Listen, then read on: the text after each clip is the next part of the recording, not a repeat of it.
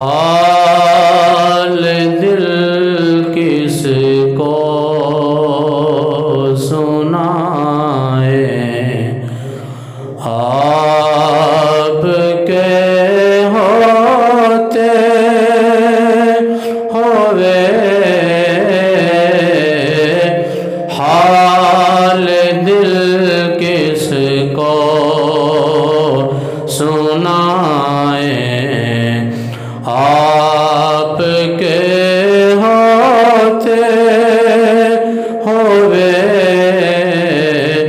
کیوں کسی کے در پہ جائیں، آپ کے ہوتے ہوئے کیوں کسی کے در پہ جائیں،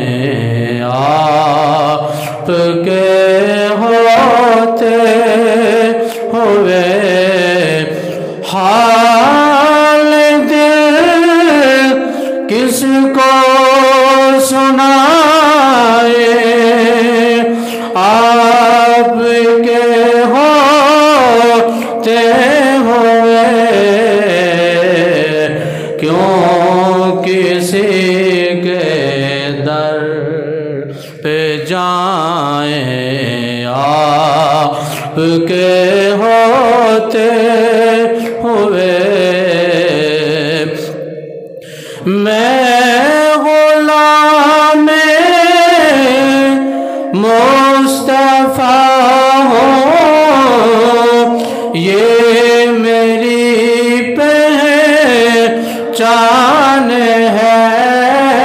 میں غلام مصطفیٰ ہوں، یہ میری پہچان ہے، غم مجھے کیوں کر ستائیں، آپ کے ہوتے ہوئے غم مجھے کیوں کر ستائیں، آپ کے ہوتے ہوئے کیوں کسی کے در پہ جائیں، آپ کے ہوتے ہوئے کہہ رہا ہے آپ کا رب انت فیہم، آپ سے کہہ رہا ہے آپ کا رب انت فیہم، آپ سے کیوں انہیں میں دوں سزائیں، آپ کے ہوتے ہوئے کیوں انہیں میں دوں سزائیں، آپ کے ہوتے ہوئے حال دل کس کو سنائیں، آپ کے ہوتے ہوئے کیوں کسی کے در پہ جائیں، آپ کے ہوتے ہوئے بندہ پروردگارم امت احمد نبی دوست دار چار یارم تابع اولاد علی مذہب حنفیہ دارم ملت حضرت خلیل خاک پائے غوث اعظم زیر سایہ ہر ولی، تمام تعریفاں حمد ثناواں اللہ جل مجدہ واسطے جڑا کائنات دا خالق اور مالک ہے، وحدہ لا شریک ہے، کوئی وہ دی ذات و صفات اندر وہ دا شریک نہیں، پوری کائنات اللہ رب العالمین دی محتاج ہے، اللہ رب العالمین دی سونی ذات کسے دی محتاج نہیں۔ درود لا محدود بے حد و بے حساب بے گنت و بے شمار حضور نبی مختار آقا دو جہاں سرور کون و مقام نیر تاباں خواجہ کائنات جناب سیدنا محمد مصطفیٰ صلی اللہ علیہ وبارک وسلم دے دربار کو ہر دے اندر ادب نال عاجزی و انکساری دے نال گلہائے عقیدت و محبت پیش کرنے تو بعد آج دا موضوع سبحان فضائل امت مصطفیٰ صلی اللہ علیہ وآلہ وسلم ہے کہ اللہ رب العالمین نے امت مصطفیٰ کی جڑی فضیلت بیان فرمائی وہ انشاءاللہ العزیز چند گزارشات پیش خدمت کرانگا۔ میرا مالک سن سارے نو حق سچ بیان کر کے سنا کے عمل کرنے دی توفیق عطا فرمائے۔ گرامی قدر، اللہ تبارک و تعالیٰ نے اپنے پیارے حبیب صلی اللہ علیہ وآلہ وسلم دی عظمت اور شان جڑی بیان فرمائی اور کریم آقا علیہ الصلوۃ والسلام دے نال جدی نسبت ہوئی، اللہ رب العالمین نے اس شے نوں بھی مقام اور مرتبہ عطا فرمایا اور مصطفیٰ کریم صلی اللہ علیہ وآلہ وسلم دے مقام و مرتبہ دی خیرات اللہ رب العالمین نے امت مصطفیٰ دی عظمت اور شان بیان فرمائی اور اللہ تبارک و تعالیٰ نے قرآن پاک دے اندر متعدد مقامات دے ہوتے رب کائنات نے اپنے حبیب دی امت دا ذکر فرمایا اور ذکر فرمان تو بعد خالق کائنات نے اس امت نو جس مقصد واسطے بھیجیا اللہ رب العالمین نے وہ مقصد بھی بیان فرمایا۔ اللہ تبارک و تعالیٰ قرآن مجید برہان رشید اندر ارشاد فرمایا وَكَذَلِكَ جَعَلْنَاكُمْ أُمَّةً وَسَطًا لِتَكُونُوا شُهَدَاءَ عَلَى النَّاسِ۔ اللہ فرماندہ ہے اے پیارے حبیب صلی اللہ علیہ وآلہ وسلم دی امت تسا ایک بہترین امت ہو، تسا سب نالوں افضل تے اعلیٰ امت ہو اور تاڑا مقام اور مرتبہ اے وے کہ لِتَكُونُوا شُهَدَاءَ عَلَى النَّاسِ اسا قیامت دن تانوں لوگاں دے اتے گواہ بنا کے پیش کران گے وَيَكُونَ الرَّسُولُ عَلَيْكُمْ شَهِيدًا اور تہاڈے واسطے تہاڈی گواہی دین واسطے اسا اپنے پیارے محبوب صلی اللہ علیہ وآلہ وسلم نو اس وقت حاضر خدمت کران گے کہ بعد ساتھ جتنیاں بھی امتاں گزریاں نے انہاں ساریاں امتاں دی گواہی میرے کریم آقا علیہ الصلوۃ والسلام دی امت دے گی اور جدو میرے مصطفیٰ کریم دی امت دی گواہی دی بات آئے گی اللہ فرماندہ ہے کہ اس وقت اسا اپنے حبیب دی گواہی پیش فرما دے مانگے۔ نبی پاک علیہ الصلوۃ والسلام آپ نو اللہ تبارک و تعالی اپنی امت واسطے گواہ بنا کے لے کے آئے گا اور ادا شان نزول ہے کہ نبی پاک علیہ الصلوۃ والسلام سرکار فرماندے نے حضرت عبداللہ ابن عباس اس حدیث راوی نے آپ فرماندے نے کہ کریم آقا علیہ الصلوۃ والسلام آپ دا ارشاد پاک کے حضور فرماندے نے جدو قیامت دن ہوئے گا اس وقت اللہ دے نبی اللہ دی پاک بارگاہ کے اندر کھڑے ہون گے، انہاں دے جتنے بھی امتی ہون گے انہاں کو جدو سوال کیتا جائے گا تو وہ امتی انکار کر دیں گے، کہیں گے ساڑھے واسطے اس کوئی پیغام نہیں لے کے آئے،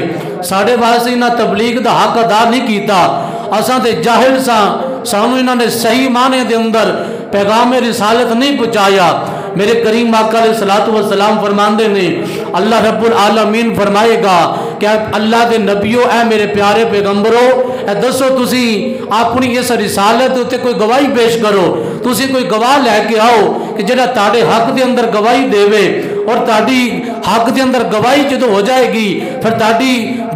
تبلیغ نو قبول فرما لیا جائے گا، تاری تبلیغ دے پہلے قابل قبول ہے لیکن کوئی گواہ پیش کرو۔ میرے کریم آقا علیہ السلام فرماندے نے اللہ رب العالمین جدو گواہ منگے گا اور جتنے بھی نبی ہون گے میں محمد مصطفیٰ دے کول آ جان گے، آکھن گے تسا خاتم الانبیاء جے، تسا نبیاں دے نبی جے، اے اللہ دے نبی تسا کوئی گواہی پیش کر دیو تاکہ ساڑی جڑی رسالت کی گواہی ہو جائے، اسا جڑا اللہ دی پاک بارگاہ کے اندر بری ذمہ ہو جائے گے۔ میرے کریم آقا فرمان گے حضور فرماندے نے اس وقت میں آکھاں گا ابو بکر صدیق تسا تشریف لے جاؤ، تسا نوح علیہ السلام دی گواہی پیش کرو، کسے دے نال عمر عمر فاروق نو بھیج دیواں گا، کسے نال جناب حضرت عثمان غنی تے حیدر کرار نو بھیج دیواں گا۔ میرے کریم آقا فرماندے نے اس طرح گواہ بھیج دیتے جان گے جدوں اللہ دے نبی میرے مصطفیٰ دی امت دے او لوگ جڑے عرفہ تے اعلیٰ لوگ نے اللہ دی پاک بارگاہ دے اندر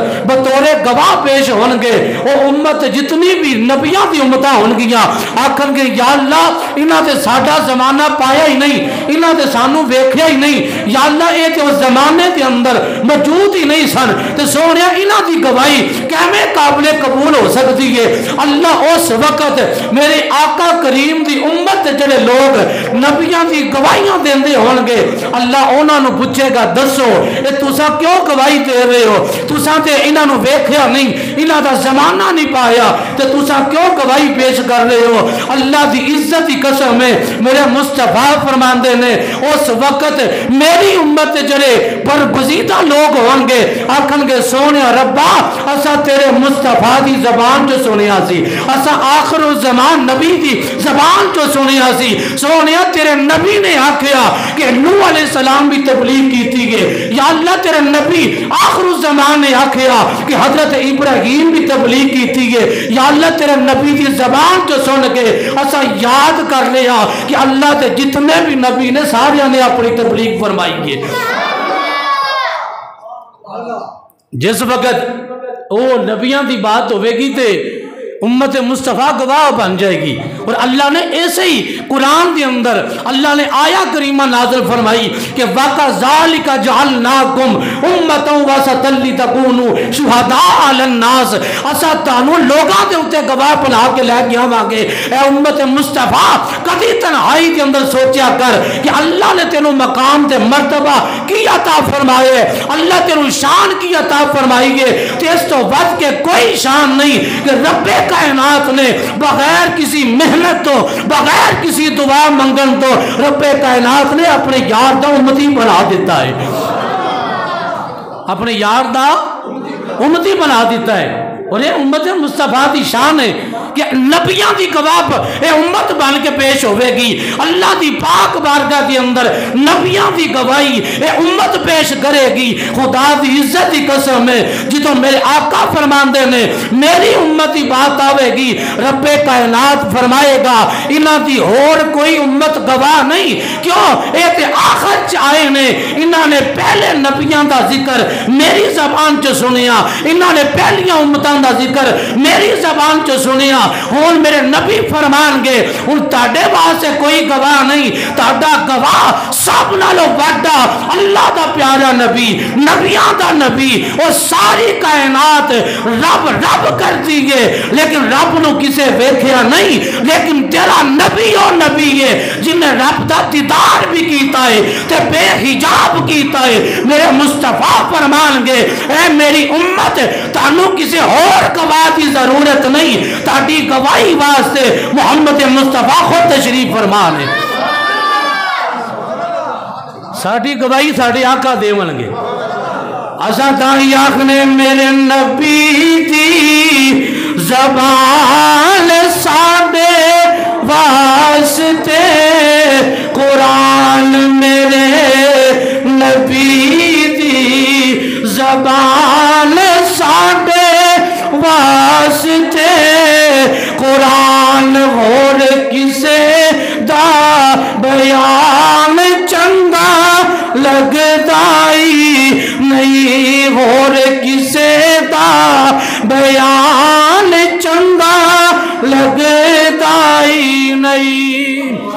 جدو میرے آقا کریم دی امت دیواری آ جائے گی اللہ رب العالمین فرماندا ہے اے پیارے حبیب تیری امت سارے نبیان دی گواہ بن جائے گی، تیری امت پہلے نبیان دی گواہ بنے گی۔ اس واسطے میرے آقا بھی فرمایا علماء امتی کا انبیاء بنی اسرائیل، فرمایا میری امت علماء حق انبیاء بنی اسرائیل دی طرح تبلیغ دی اندر علیحدہ مقام رکھ دے رہے اونا دا مرتبہ علیحدہ ہے میرے کریم آقا فرماندے نے او قیامت دے دل سارے نبیاں دی گواہ میری امت بن جائے گی لیکن جدوں میری امت دی بات آئے گی میرے آقا فرماندے نے اونا دا گواہ میں محمد خود بن جاواں گا یعنی انج کہہ لو پہلی امتاں دے گناہ اساں قرآن دے وچ پڑھے نے کوئی قوم اور سی جڑی ناپ تول چ کمی کر دی سی او دا ذکر بھی قرآن دے اندر جس قوم نے رب دی عبادت دے دناں دے اندر انہاں جناب روکشی کی تھی انہاں جناب اپنے آپ نو اس حد کراس کی تھی انہاں دا ذکر بھی قرآن دے اندر کسے نے اللہ دے دسے ہوئے طریقے دے مطابق زندگی گزاری اللہ دی نافرمانی کی تھی انہاں دا ذکر بھی قرآن دے اندر اگر اللہ نے منع فرمایا فلانے دن شکار نہیں کرنا اگر اس قوم نے شکار کیتا اللہ نے دتکارے ہوئے باندر بنا دیتا اللہ قرآن دے وچ لکھیا فرمایا وَقُلْنَا لَهُمْ كُونُوا قِرَدَةً خَاسِئِينَ فرمایا اس قرآن دے اندر اسا ساری امتاں دا ذکر کر دیتا تاکہ امت مصطفیٰ انہاں دا ذکر پڑھ دی جاوے عبرت حاصل کر دی جاوے او گناہاں تو کنارہ کش ہو جائے جڑیاں پہلیاں امتاں دے اندر او گناہاں دے وچ مبتلا سن انہاں دا سبق ویکھ کے انہاں تو عبرت لے کے اے گناہاں تو دور ہو جائے لیکن ساری امتاں دیاں گواہیاں اللہ دے نبی یعنی کہ اے امت مصطفیٰ ایک گواہیاں پیش کرے گی کیونکہ قرآن دے وچ ذکر پڑھے ہے قرآن دے اندر انہاں دے او گناہ بھی پڑھے نے انہاں دے متعلق جڑا رب دا عذاب مسلط ہوئے ہے او عذاب دا ذکر بھی قرآن چ پڑھے ہے لیکن جدوں تیرے تے میرے نبی دیواری آئی میرے آقا کریم دی امت دیواری آئی رب نے فرمایا حبیب تینوں اسی آخری نبی بنا کے بھیجے ہے جیڑی کتاب تینوں عطا کیتی ہے وہ کتاب بھی آخری کتاب ہے اے حبیب جیڑی تیری امت ہوئے گی وہ امت بھی آخری امت ہے نہ تیرے بعد کوئی نبی آ سکتا ہے نہ کوئی کتاب آ سکتی ہے نہ امت آوے گی سونے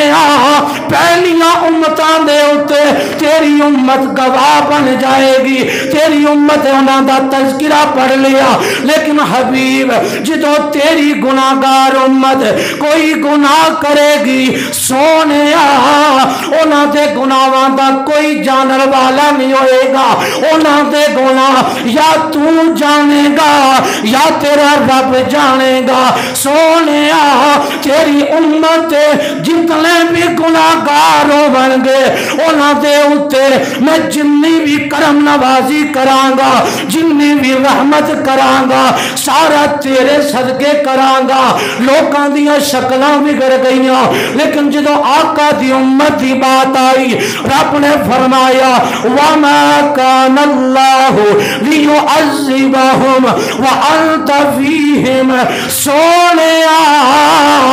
اسا اونی دیر تک تیری امت نو عذاب نہیں دیواں گے جنی دیر تک تو انہاں دے اندر موجود ہے میرے آقا کریم دا او چمک دا ہویا سبز گنبد اے امت واسطے رحمت میرے آقا دا زمین دے اتے تشریف رکھنا اس چیز دی علامت آج جننے بھی عذاب ٹالے جا رہے ہیں فقط میرے آقا دی وجہ تو ٹالے جا رہے ہیں روک لیتی ہے آپ کی نسب روک لیتی ہے آپ کی نسب تیرے جیتنے بھی ہم پہ چلتے ہیں یہ کا ہم پر یہ کرم ہے حضور کا ہم پر کہ آنے والے عذاب ٹلتے ہیں یہ کرم ہے حضور کا ہم پر کہ آنے والے عذاب ٹلتے ہیں کہہ رہا ہے آپ کا رب انت فیہم آپ سے پھر کیوں انہیں میں دو سزائے آپ کے ہوتے ہوئے کیوں انہیں میں دو سزائے آپ کے اللہ نے جو میرے مصطفیٰ کی امت کو آخر میں رکھا نا اس کی وجہ پتہ کی ہے یہ وجہ ہے کہ اللہ تبارک و تعالیٰ نے فرمایا کہ قوم نوح ہوئے قوم سمود ہوئے قوم صالح ہوئے قوم عاد ہوئے قوم لوط ہوئے فرمایا انہاں قوماں دا ذکر قرآن دے وچ ہے انہاں دا ذکر قرآن دے اندر موجود ہے محمد مصطفیٰ نے انہاں دے گناہ بیان کیتے انہاں دے عذاب بیان کیتے تو لیکن جدو آقا دی امت دی بات آئی رب نے فرمایا سونے اسا تیری امت دے گناہاں تے پردہ پاواں گے اسا تیری امت دے گناہ ظاہر نہیں ہونے دیواں گے تاکہ قیامت دا دن ہوئے جدو نبیان دی امت اس کٹارے دے وچ کھڑی ہوئے تے سونیا تیری امت دا مقام وکرا ہوئے گا تیری امت دی شان وکری ہوئے گی میرے مصطفیٰ کی زبان کھلتی ہے میرے آقا بولتے ہیں فرمایا میرے غلاموں مشکات کے اندر حدیث ہے صحیح مسلم کے اندر حدیث پاک ہے میرے آقا فرماتے ہیں اے میرے غلاموں اللہ جن کو جنت عطا کرے گا جنتیوں کی صفیں بنے گی فرمایا 120 صفیں جنتیوں کی بنائی جائیں گی وہ صفیں کتنی بڑی ہوں گی ان کی طوالت کیا ہوگی ان کا عرض کیا ہوگا ان کا طول کیا ہوگا یہ اللہ جانتا ہے یا اللہ کا نبی جانتا ہے لیکن ہمیں تعداد بیان کر دی میرے آقا فرماتے ہیں فرمایا میرے غلاموں جو جنتیوں کی صفیں بنائی جائیں گی 120 صفیں ہوں گی جو جنتیوں کی بنائی جائیں گی میرے آقا نے جب بیان کیا صحابہ کہتے ہیں کمری والے فقط 120 صفیں جنتیوں کی بقایا جہنمی لوگ ہوں گے میرے آقا کے صحابہ پریشان ہو گئے پشیمان ہو گئے میرے آقا کے صحابہ پریشان تھے میرے آقا کا فرمان جاری ہوا میرے آقا نے فرمایا میرے غلاموں پریشان نہ ہو اللہ کے جتنے بھی نبی ہیں ان سب کی امتیں ایک سائڈ پہ لیکن 120 صفوں میں سے اللہ نے جو مجھے اور میری امت کو جنت عطا فرمانی ہے ان 120 صفوں میں 80 صفیں میں محمد کی امت کی ہوں گی جو جنت کے مسافر بن جائیں گے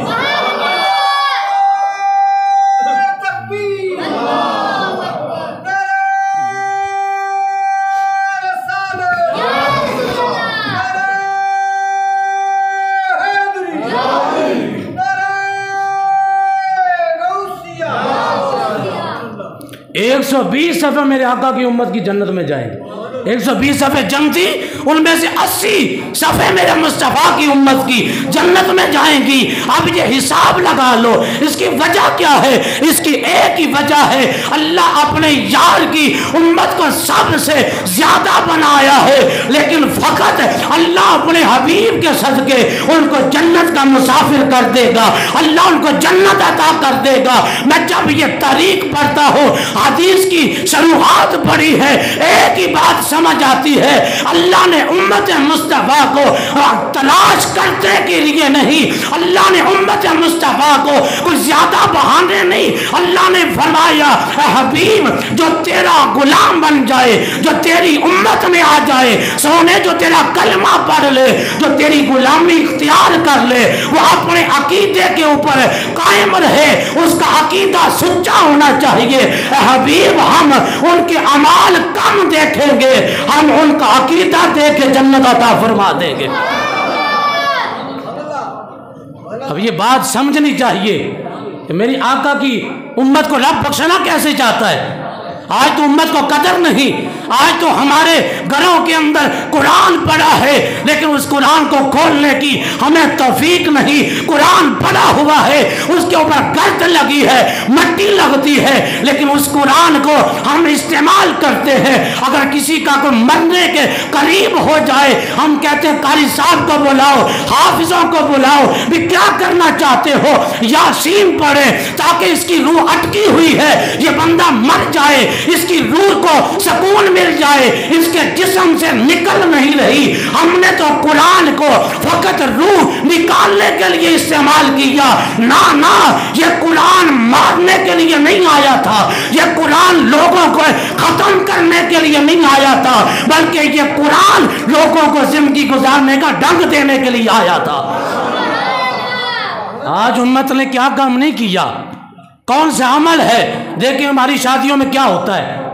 جب سے دن ڈالے جاتے ہیں، لڑکی کے دن ہو گئے، لڑکے کے دن ہو گئے، جب سے دن مقرر ہو جاتے ہیں ہم کیا کرتے ہیں؟ گھروں میں ڈھولکیاں آ جاتی ہیں، گھروں میں جناب وہ پلاسٹک کے چیزیں کھڑکانا شروع ہو جاتے ہیں، گھروں کے اندر ہم علیحدہ قسم کا ایک میوزک شروع کر دیتے ہیں۔ بھی کیا ہو رہا ہے؟ بھی ہمارے بچے کی شادی ہے، ہماری بیٹی کی شادی ہے، بھی یہ شادی ہم اس کو کیا سمجھتے ہیں؟ آپ کہیں کہ ہم اس کو سنت مصطفیٰ سمجھتے ہیں۔ نکاح میرے آقا کی سنت ہے۔ میں نے کہا جس سنت کے لیے تم نے یہ دن مقرر کیے ہیں، اب اس سنت سے پہلے تمہیں یہ تو پتا ہونا چاہیے میرے مصطفیٰ کا فرمان ہے، میرے آقا کا فرمان عالی شان ہے۔ فرمایا جس گھر کے اندر یا جس زمین کے ٹکڑے پر کبھی عورت اپنی ایڈی جو ہے ناچنے کے لیے، ڈانس کرنے کے لیے اپنی پاؤں کو زمین پر مارتی ہے تو زمین اللہ کی بارگاہ میں گریا کرتی ہے، شکوہ کنا ہوتی ہے، کہتی ہے میرے مالک مجھے اجازت دے میں اس کو اپنے اندر کھینچ لوں، اس کو اپنے اندر دنسا دوں۔ یہ اس لیے نہیں قرآن آیا تھا کہ تم قرآن کو گرد و غبار میں رکھ دو اور شادی کے دن مقرر کرنے کے بعد جناب 40 دنوں سے 20 دنوں سے گھر میں ڈول بجتا رہا، گھر میں ڈولکیاں بجتی رہی اور ہم گھروں میں دعوت دیتے ہیں، اے عورت، اے ماں جی آپ بھی آنا، اے میری بہن آپ بھی آنا، بھی کیا کرنا ہے؟ ہم نے گیت گانے ہیں۔ میں نے کہا وہ کون سے گیت جو قرآن نے منع کیے ہیں، جو حدیث نے منع کیے ہیں، ان کے لیے دعوتیں دیتے ہو اور گھروں کے اندر ڈھولکی بجائی جاتی ہے۔ اگر گیت گانا ہے تو وہ گیت گاؤ جس کے گیت رب بھی گاتا ہے۔ اگر کوئی شعر پڑھنا چاہتا ہے تو اس کے شعر پڑھو جس کے سامنے پڑھنے پر میرے آقا نے کہا اے حسان بن ثابت اللہم ایدہ بروح القدس، اے حسان جب تک تو میری تعریف کرتا رہے گا تجھے مبارک ہو، اللہ جبریل کے ذریعے تیری مدد بھی کرتا رہے گا اور تیری نصرت بھی ہوتی رہے گی۔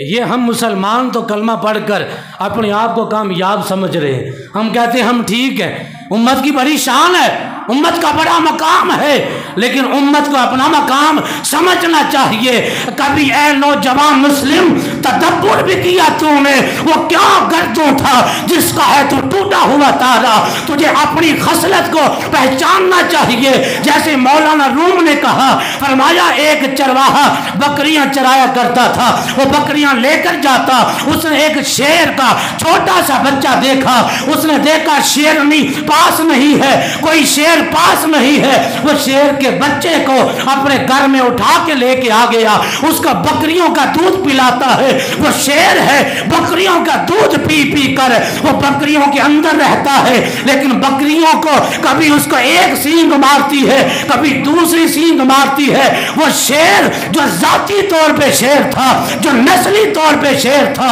لیکن بکریوں کے اندر وہ بکری بن گیا، اس کو پتہ نہیں کہ میرے پنجوں میں طاقت کیا ہے، اس کو پتہ نہیں کہ میرے دانت جو نکیلے دانت ہے ان میں गया है, लेकिन बकरियों के वो सींग खाता है, कभी इधर जाता है कभी उधर जाता है। एक दिन बकरियां चराने के लिए वो चरवाहा अपनी बकरियों को साथ लेकर गया। वो शेर भी जो उसने पाला हुआ था वो शेर भी साथ चला गया। इत्तिफाक ऐसा हुआ, जंगल के शेर ने उनको देख लिया और भागते हुए बकरियों के ऊपर झपट पड़ा, बकरियों के ऊपर हमला कर दिया। जब बकरियों के ऊपर हमला किया, बकरियां तो भाग गई। उसने क्या देखा, एक शेर भी भाग रहा है, वो भी बकरियों के साथ भाग रहा है। उस शेर ने कहा, यार ये मेरी बरादरी का होकर बकरियों में रहकर ये बकरी बना हुआ है, आज शिकार नहीं करता, पहले अपनी बरादरी के इस नस्ली शेर को तो पकड़ लो, ये क्यों भाग रहा है। उसने बकरियां छोड़ दी और उस शेर के पांव के ऊपर अपना पंजा गाड़ा और उस शेर को पकड़ लिया। जब शेर को पकड़ा उसने कहा, तू किधर भाग रहा है। मौलाना रूम कहते हैं, वो कहते हैं अपनी जान बचाने के लिए मैं भाग रहा हूं। उसने कहा, तुझे पता नहीं, तेरा मकाम भागना नहीं है, तेरा मकाम तो दूसरों को भगाना है। तेरा मकाम भागना नहीं है, तू भी शेर है मैं भी शेर हूं। देख मेरे डर की वजह से ये जंगल के जितने भी जानवर हैं रास्ता हमवार कर देते हैं, ये तो भागे, तू क्यों भाग रहा है। उसने कहा, जी मैं भी बकरी हूं। उसने कहा, ना ना तू बकरी नहीं है, तू शेर है। उसने कहा, तुझे मैं बताता हूं। मौलाना रूम कहते हैं, एक कुएं के ऊपर ले गया, कुएं के ऊपर ले जाकर उस जंगल के शेर ने उसको खड़ा किया। उसने कहा, जरा आईना तो देख, पानी के अंदर देख, तुझे जो सूरतें नजर आ रही है उनमें कोई फर्क है। उसने कहा, कोई फर्क नहीं। कहा, तुझे फिर मालूम होना चाहिए, तू भी शेर है मैं भी शेर हूं। इन बकरियों के सींग ना खाया कर, अपनी पहचान खुद पैदा कर, अपनी मार्फत कर ले कि तू क्या है और खुद ही को कर बुलंद इतना कि हर तकदीर से पहले खुदा खुद बंदे से पूछे, बता तेरी रजा क्या है। वो जंगल का शेर कहता है, तेरी हकीकत वो नहीं जो तू बकरियों के अंदर रहता है, तेरे अंदर ताकत है, तेरे अंदर वो एनर्जी है, तेरे अंदर वो इतनी पावर है कि तू जंगल का बादशाह गिना जाता है। उसने कहा, अच्छा, जैसे उसने अपनी शक्ल को पहचाना, अपनी जात को पहचाना, उसके पंजों के अंदर ताकत की बिजलियां चलना शुरू हो गई। उसने कहा, आज के बाद मैं भागूंगा नहीं बल्कि मैदान में खड़ा हो जाऊंगा। मौलाना रूम कहते हैं, फरमाया, कोई तो ऐसा दलेर बाबा हो जैसे जंगल के उस शेर ने उस शेर को बताया कि तेरा मकाम ये नहीं, तेरा मकाम ये है। फरमाया, उम्मत मुस्तफा में अल्लाह जब उम्मत को बेदार करना चाहता है तो उम्मत के अंदर एक मुजद्दिद पैदा करता है जो उम्मत को उसका खोया हुआ मकाम दोबारा उसकी नजरों के सामने लेके आता है। और इस सदी का अजीम मुजद्दिद अमीरुल मुजाहिदीन फनाफिर रसूल खातिम हुसैन रज़वी ने नौजवानों की दिलों के अंदर जो धड़कता हुआ दिल है, उस दिल के अंदर जो खून की सूरत में पंपिंग हो रही है, उसके वो खून के अंदर ये बात बसाती है कि तूने जीना भी है तो मुस्तफा के लिए और तुमने मरना भी है तो मुस्तफा के लिए।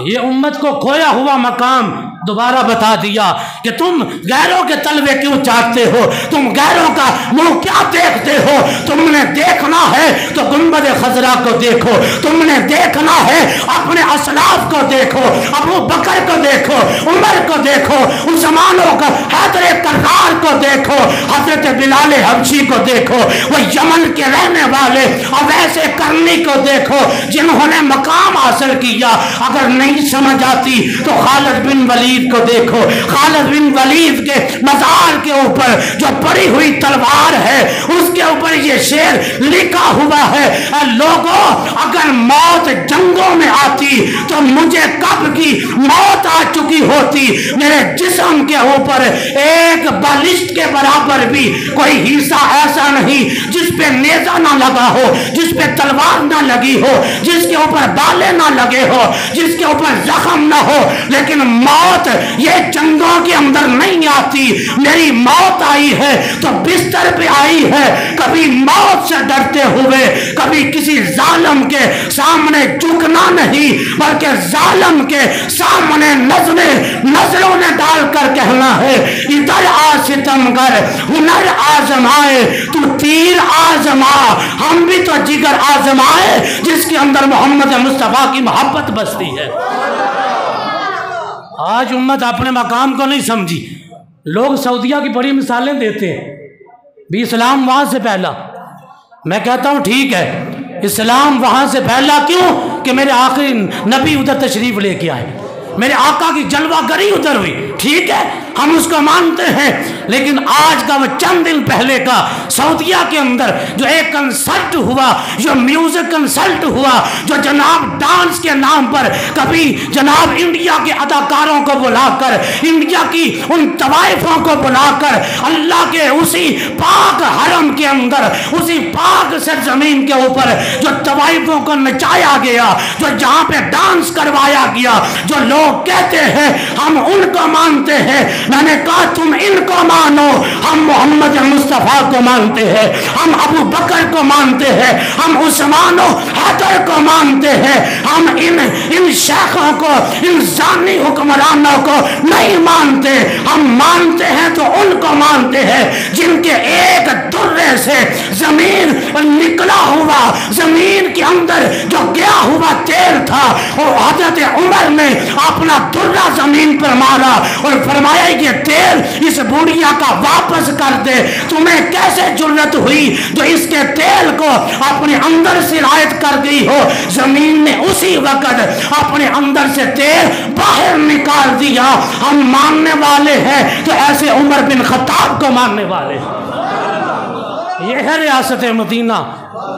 یہ ہے ریاست مدینہ کا وہ والی، یہ ہے ریاست مدینہ کے والی کا وہ خلیفہ دوم جس کی زمین بھی بات مانتی ہے۔ آج وہاں ڈانس کروائے گئے، سعودیہ کی سرزمین کے اوپر ڈانس کروائے گئے، وہاں پہ مذہبی جماعتوں کے اوپر پابندیوں کی بات کی گئی کہ ہم یہاں پہ مذہب کو پرموٹ نہیں کریں گے۔ میں نے کہا خدا کی عزت کی قسم، وہی تبلیغ جس کے لیے میرے آقا میں کبھی مقام طائف کے اندر پتھر کھائے، کبھی اسی تبلیغ کے لیے میرے آقا کافروں کی باتیں سنتے رہے، لیکن میرے آقا نے تبلیغ کو نہیں چھوڑا۔ لیکن آج وہاں پہ اداکار سلمان خان کے ہاتھوں کو، نشانوں کو سیو کرنے کے لیے وہاں انتظام کیا گیا۔ وہ اداکار اپنے ہاتھ اس طرح لگاتا ہے، اس کو انہوں نے کہا ہم آپ کی نشانی کو باقی رکھیں گے، یہ ہم دنیا کو بتائیں گے کہ سلمان خان کے ہاتھوں کے نشان ہمارے پاس موجود تھے۔ میں نے کہا بدبختو،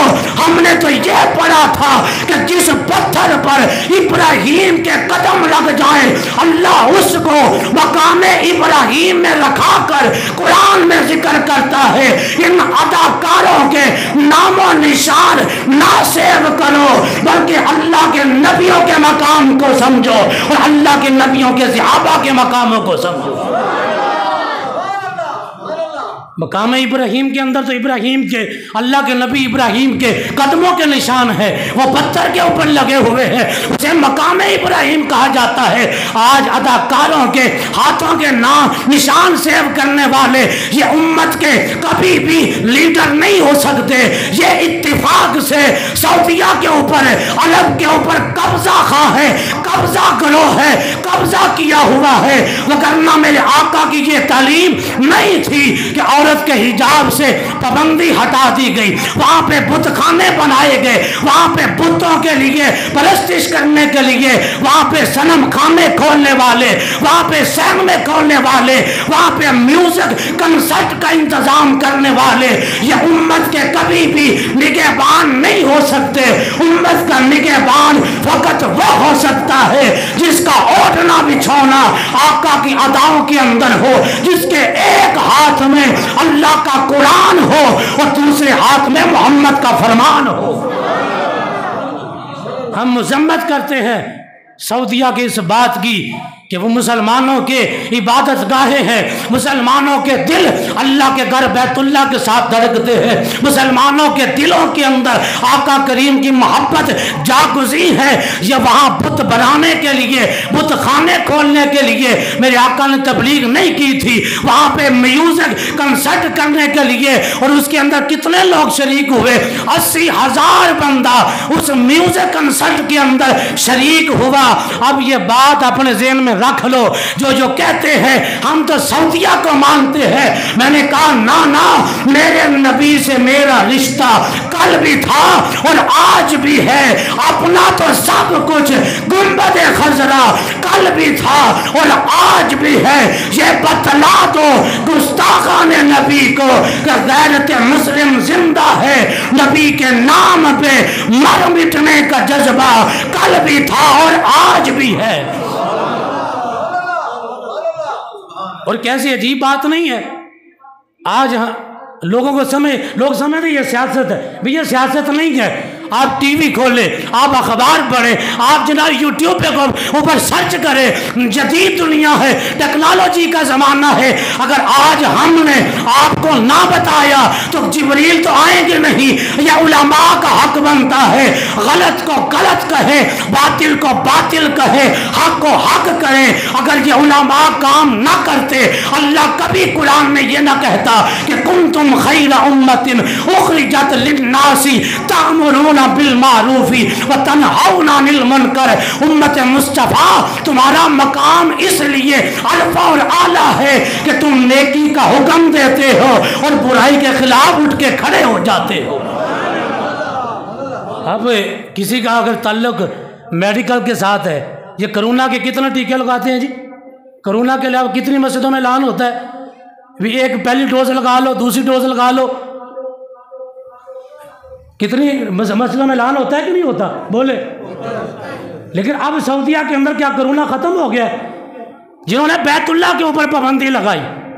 کہ ابھی عمرہ بند ہے، کوئی بندہ حج کو محدود کر دیا گیا، حج کے لیے مخصوص بندے اور SOPs کے اوپر عمل کراتے ہوئے ابھی جو میوزک کنسرٹ ان بدبختوں نے وہاں پہ کرایا ہے، اس کے اوپر دیکھے بندے کے اوپر بندہ چڑھا ہوا ہے۔ کوئی جناب SOPs نہیں، کوئی کرونا نہیں۔ اللہ کے گھر بیت اللہ میں طواف کرنے سے، اللہ کی بارگاہ میں نماز پڑھنے سے 6 فٹ کی پابندیاں لگائی گئی اور کہا ایسے نماز پڑھو۔ اگرچہ میرے آقا نے منع کیا، یہ اسلام کی خلاف ورزی تھی، میرے آقا نے کہا کندھے کے ساتھ کندھا ملا کر نماز پڑھو، لیکن آقا کا فرمان چھوڑ کر 6 فٹ کے فاصلے کروائے گئے، بیت اللہ کا طواف روک دیا گیا، عمرے بند کر دیے گئے۔ لیکن اب اس کنجر خانے کے لیے وہاں پہ 80,000 کی تعداد میں جو لوگ جمع تھے، وہ کیا ان کے پاس سرٹیفکیٹ تھا کہ وہ لوگ کرونا ان کو نہیں ہوگا؟ یہ سب ڈرامے بازیاں ہیں، یہود و نصارہ کی یہ چال ہے کہ اللہ کے گھر بیت اللہ کو بند کر دیا جائے، روزہ رسول کے لیے لوگوں کی آمد و رفت کو روک دیا جائے۔ لیکن خدا کی عزت کی قسم سدا وقت ایسا نہیں رہنا، کبھی تو وہ وقت آئے گا کہ ایک طرف سے آواز ہوگی، لوگوں ملک پاکستان میں نظام مصطفیٰ کا سورج طلوع ہو چکا، اور اللہ کی عزت کی قسم جب یہ آواز آئے گی پھر ہم نے بتانا ہے دنیا کو کہ آقا کے روزے کا ادب کیسے کرواتے ہیں اور بیت اللہ کا طواف کوئی رو کر کیسے دکھائے گا۔ آج یہ لوگ یہ یہود و نصارہ کی انگلیوں پر ناچنے والے وہ لوگ مسلط ہیں، وہ مدینہ کے اوپر، وہ سعودیہ کے نام پہ جو لوگ مسلط ہیں۔ ہمارا یہ نظریہ ہے کہ گنبد خضرا پہ اوپر جانے سے اللہ بلاؤں کو دور کرتا ہے، اللہ مصیبتوں کو ٹال دیتا ہے۔ اللہ کے گھر بیت اللہ کا طواف کرنے سے تمہیں اس سے بڑھ کر کیا بتاؤں؟ علامہ قسطلانی نے لکھا، فرمایا اللہ کے اس مقدس گھر کے ارد गिर्द जितने भी वो कबूतर है जिन्होंने मेरे आका की उस गार के सामने कबूतरों ने अंडे दिए थे, ताकि काफिरों को ये महसूस हो कि यहाँ तो अंडे हैं, अगर कोई अंदर जाता है तो अंडे टूट जाने थे। अल्लामा कस्तलानी ने लिखा, फरमाया उन अल्लाह के उन प्यारे नबी के दरवाजे पर वो कबूतर और कबूतरी जिन्होंने अंडे देकर मुस्तफा की हिफाजत की थी, अल्लाह ने उनको इनाम क्या दिया? फरमाया क़यामत तक तुम्हारी नस्ल को खत्म नहीं होने दूंगा, तुम्हारी नस्ल भी चलती रहेगी और ये काबे का तवाफ करती रहेगी। वो काबे का तवाफ करते हैं वो परिंदे।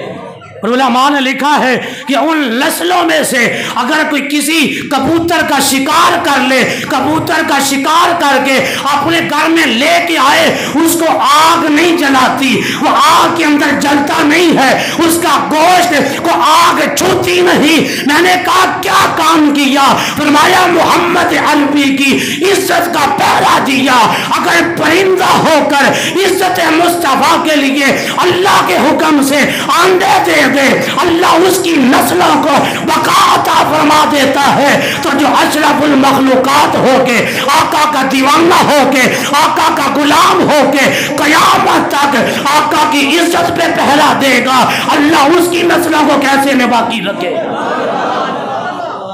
अल्लामा कस्तलानी ने लिखा कि उन कबूतरों में से अगर कोई कबूतर बीमार हो जाए ना, तो वो काबे के छत के ऊपर से तवाफ नहीं, काबे के साथ अपने जिस्म को आकर लगा देता है, अल्लाह उस कबूतर को शिफा अता फरमा देता है।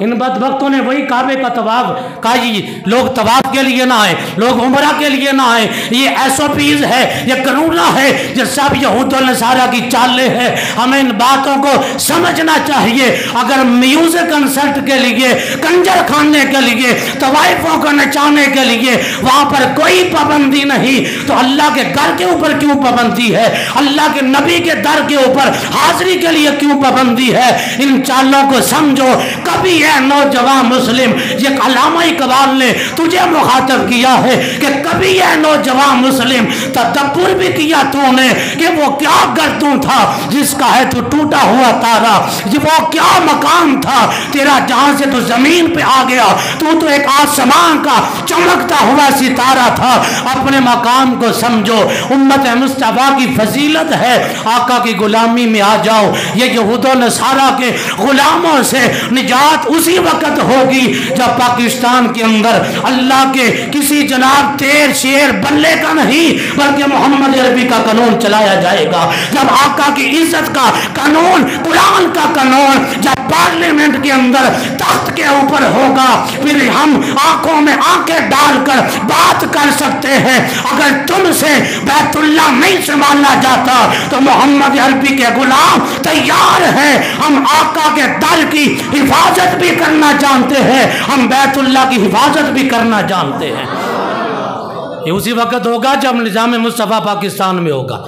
जब हम अपनी नालियों के लिए, हम अपने गैस के लिए, अपने बिजली के जनाब हम मीटर लगवाने के लिए अपने वोट बेचते रहेंगे, वोट देते रहेंगे, नस्लों दर नस्लें गुलामी की जिंदगी में बसर करते रहेंगे, फिर ऐसा नहीं होगा। आ जाओ, आज बड़ी देर हो गई है, मोहम्मद अरबी के दीन को तख्त पे लेके आ जाओ। आका का कुरान, आका का निज़ाम वो तख्त के ऊपर होगा, तो फिर किसी जालिम को ये जुर्रत ना होगी कि आका की इज्जत पे हमला करे, आका के सहाबा की इज्जत पे हमला करे, आका के अहले बैत की इज्जत पे हमला करे। ये हमारे करता धरता है, ये हमारी करतूतें हैं। हमने अपने आप को समझा नहीं। हम अल्लाह के कुरान के निफाज के लिए दुनिया में आए हैं या मोहम्मद अरबी के निज़ाम के लिए दुनिया में आए हैं। अल्लाह तबारक व तआला अपने हबीब का सदका हमें तौबतन नसूहा की तौफीक अता फरमाए।